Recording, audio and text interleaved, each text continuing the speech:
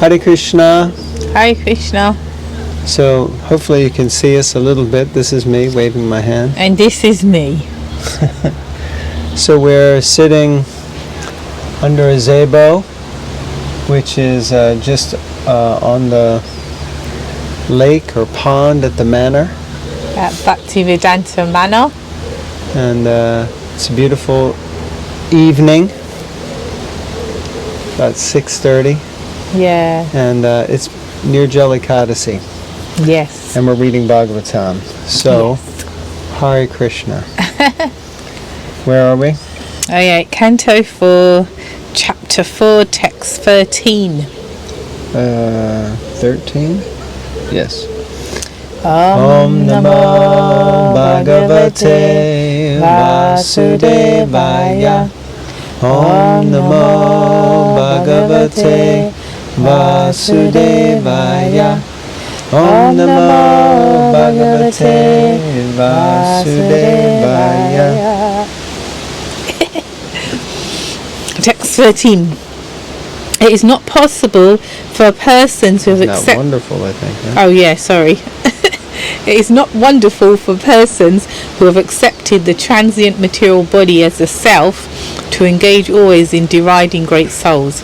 Such envy on the part of materialistic persons is very good, because that is the way they fall down. They are diminished by the dust of the feet of great personalities. Wow. Papa. Sati's pretty heavy, huh? Yeah. Yes. Everything depends on the strength of the recipient.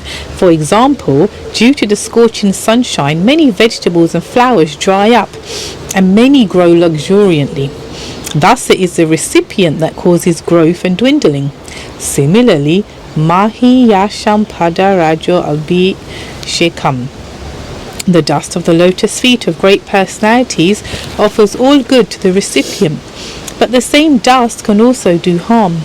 Those who are offenders at the lotus feet of a great personality dry up, their godly qualities diminish. A great soul may forgive offences, but Krishna does not excuse offences to the dust of that great soul's feet. Just as one can tolerate the scorching sunshine on one's head, but cannot tolerate the scorching sunshine on one's feet. An offender glides down more and more. Therefore, he naturally continues to commit offences at the feet of the great soul. Offences are generally committed by persons who falsely identify with the impermanent body. King Daksha was deeply engrossed in a misconception because he identified with the soul. He identified the body with the soul. If he identified with the soul, he would be okay. Alright. He offended the lotus feet of Lord Shiva because he thought that his body, being the father of the body of Sati, was superior to Lord Shiva's. Generally, less intelligent men misidentify in that way, and they act in the bodily concept of life. Thus they are subject to commit more and more offences at the lotus feet of great souls. One who has such a concept of life is considered to be in the class of animals like cows and asses.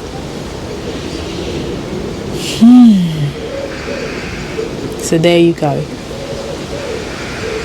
Someone who's causing... I thought that was quite powerful, that a great soul may forgive offences, but Krishna does not excuse offences to the dust of that great soul's feet. It's a bit scary actually, because you may cause an offence and then go to the devotee and they're like, okay, never mind, let's be friends, whatever.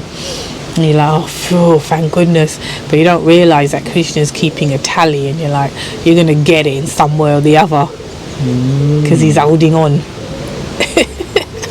It's interesting because in the past time with Ambarish and who was Durvasa Muni, when Durvasa Muni went to Krishna after his Sudarshan chakra was following him around, and he said, please, I beg forgiveness. He said, no, I can, something to the effect that I easily can forgive you, but you have to go to the devotee. And if the devotee forgives you. But I have also heard that, if you offend a devotee, then you get cursed by the dust of the lotus feet of the devotee. So here we see that the dust particles themselves will curse you if you offend a devotee. And so we have to be careful. It also seems to be mentioning here how sometimes we can see maybe that someone has an offensive attitude or mentality, and you think, God, how long can they go on making such offenses? But this actually matches up with what one senior devotee said in a lecture once, and he mentioned that actually, Krishna allows them to continue to make offenses so that they can basically prepare their way to hell, basically. So this more or less corroborates that, and it really shows us that we have to be careful in the association of devotees. Yeah, it's not easy. No. Anything else? No, thank you. Okay, text 14. Sati continued, My dear father, you are committing the greatest offense by envying Lord Shiva, whose very name, consisting of two syllables, Shi and Va, purifies one of all sinful activities. His order is never neglected. Lord Shiva is always pure, and no one but you envies him. Interesting. Sati giving Daksha such good counsel. She obviously loves him very dearly. But still, Daksha, he can't hear good advice, which is generally the rule. When someone becomes puffed up, the ears don't work so well. Since Lord Shiva is the greatest soul among the living entities within this material world, his name, Shiva, is very auspicious for persons who identify the body with the soul. If such persons take shelter of Lord Shiva, gradually they will understand that they are not the material body but our spirit soul. Shiva means Mangala, or auspicious. Within the body, the soul is auspicious. Aham Brahmasmi. I am Brahman. This realization is auspicious. As long as one does not realize his identity as the soul, whatever he does is inauspicious. Shiva means auspicious. And devotees of Lord Shiva gradually come to the platform of spiritual identification. But that is not all. Auspicious life begins from the point of spiritual identification, but there are still more duties. One has to understand one's relationship with the Supreme Soul. If one is actually a devotee of Lord Shiva, he comes to the platform of spiritual realization. But if he is not intelligent enough, then he stops at that point, only realizing that he is spirit soul, Aham Brahmasmi. So it's being set up that there's gradations of self-realization. You can just realize your spiritual being, Aham Brahmasmi, but you don't understand that you're Jivara Swarupoi Krishnara Nityadas. If he is intelligent enough, however, he should continue to act in the way of Lord Shiva. For Lord Shiva is always absorbed in the thought of Vasudeva. As previously explained, Sattvam Vishuddham Vasudeva Sabditam. Lord Shiva is always in meditation on the lotus feet of Vasudeva, Sri Krishna.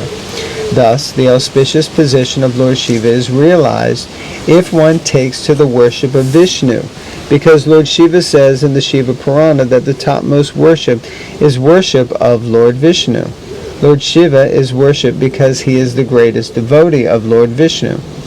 One should not, however, make the mistake of considering Lord Shiva and Lord Vishnu to be on the same level.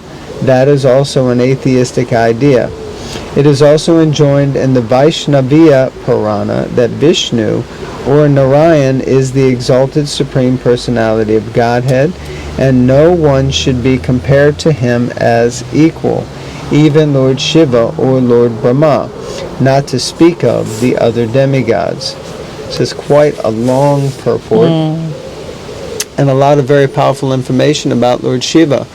And we hear, I guess in the last few verses, of course, just what an exalted personality Lord Shiva is. His name means auspicious. He's such a great devotee of the Lord. He, is always meditating on Vasudeva, Krishna, and he's always encouraging the worship of Vishnu or Krishna, and therefore he's worshipped. And it makes you think that actually we should be Shiva Bhaktas. Because Krishna says, higher than the worship of me is the worship of my devotees. So, it's an interesting point. Any thoughts? Now, text 15. You are envious of Lord Shiva, who is the friend of all living entities within the three worlds. For the common man, he fulfills all desires, and because of their engagement in thinking of his lotus feet, he also blesses higher personalities who are seeking after Brahmananda, transcendental bliss. Purport. Ordinarily, there are two classes of men. One class, who are grossly materialistic, want material prosperity, and their desires are fulfilled if they worship Lord Shiva.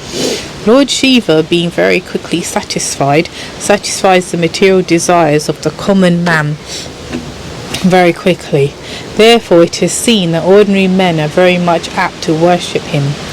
Next, those who are disgusted or frustrated with the materialistic way of life worship Lord Shiva to attain salvation, which entails freedom from material identification. One who understands that he is not the material body, but his spirit soul is liberated from ignorance. Lord Shiva also offers that facility.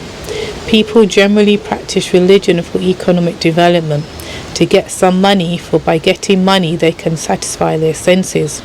But when they are frustrated, they want spiritual Brahmananda, or merging into the Supreme. These four principles of material life, religion, economic development, sense gratification, liberation, exist, and Lord Shiva is the friend of both the ordinary man and the man who is elevated in spiritual knowledge. Thus it was not good for Daksha to create enmity towards him. Even Vaishnavas, who are above both the ordinary and the elevated men in this world, also worship Lord Shiva as the greatest Vaishnav. Thus he is the friend of everyone, the common men, the elevated men, and the devotees of the Lord. So no one should disrespect or create enmity towards Lord Shiva. So Lord Shiva is the friend of all. Common men, elevated men, and the devotees. And all the rejects like the ghosts and bhutas and crazy people.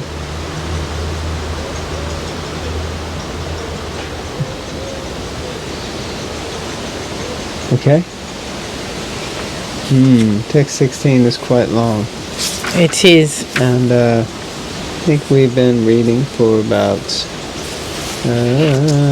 we'll call it a day here. Yeah.